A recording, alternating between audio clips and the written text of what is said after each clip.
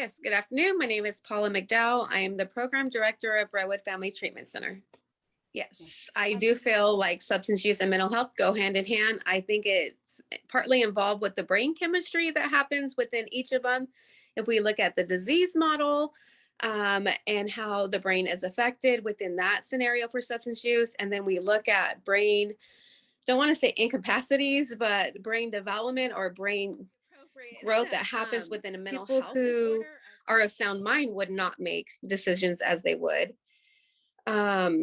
So there was definitely something going on with the young shooter. I don't know the whole story.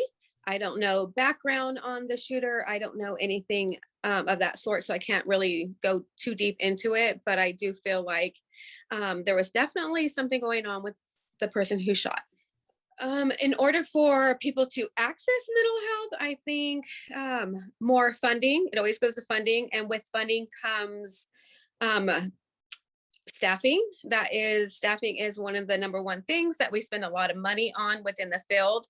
If I look at compared to substance use right now, there is a slow decline on enough substance abuse counselors.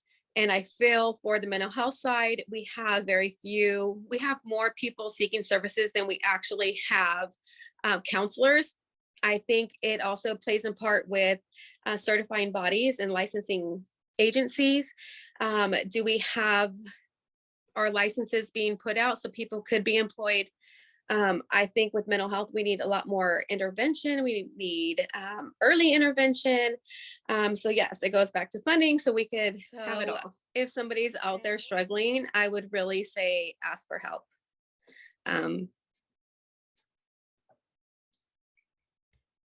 It's sad. You're not alone. Some of these are normal feelings that happen. We look at human behavior as a whole. We all feel hurt. We all feel sad. We all feel like people don't like us. We all come from backgrounds that aren't perfect. Most of us, a lot of us. So you are definitely not alone, and reach out. If it's anybody, it doesn't have to be a mom, dad, anybody, a friend. And if it's a friend who is receiving the information, do not be afraid to say something. Tell a teacher, tell your parent if you feel like there is something more going on with your friend. So reach out and don't be afraid to tell.